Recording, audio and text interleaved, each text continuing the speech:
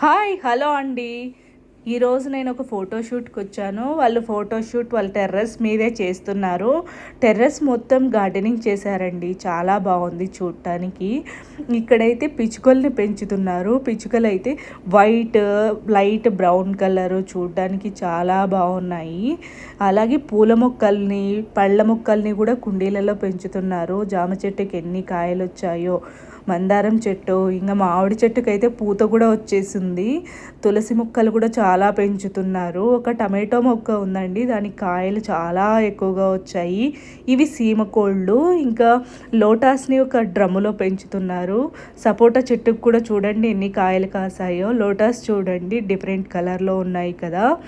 ఇంకా ఉసిరి చెట్టుకైతే ఎన్ని కాయలు ఉన్నాయో, చాలా ఎక్కువగా కాసిందండి. అది కూడా కుండీలోనే ఉంది.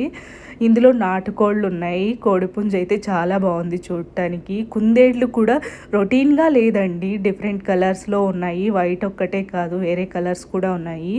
చిలుకలండి ఇవి బ్లాక్ అండ్ వైట్లో ఉన్నాయి ఇక్కడ. అంతేకాదండి, ఇక్కడ గార్డెన్ మధ్యలో ఒక ఉయ్యాల ఉంది. ఉయ్యాల కూడా చూడడానికి చాలా బాగుందండి, వుడ్తో చేశారు.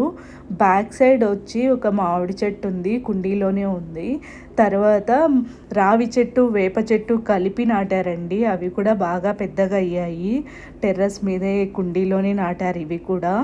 ఇంకా తొట్టిలో ఒక 2 తాబేళ్లను పెంచుతున్నారండి. ఇవి నక్షత్ర తాబేళ్ళు అనుకుంటా. చూడ్డానికి చాలా బాగున్నాయి ఇవి కూడా. గార్డెన్ మొత్తం కూడా పక్షులు, పళ్ళు చాలా బాగా అనిపించాయి. నాకైతే సీమ కోళ్ళు చాలా బాగా నచ్చాయండి. నేను చాలా రోజుల తర్వాత చూశాను. నా చిన్నప్పుడు చూశాను, తర్వాత మళ్ళీ ఇప్పుడే చూశాను. గార్డెనింగ్ అయితే మాత్రం చాలా బాగా చేశారండి, బాగా మెయింటైన్ చేస్తున్నారు.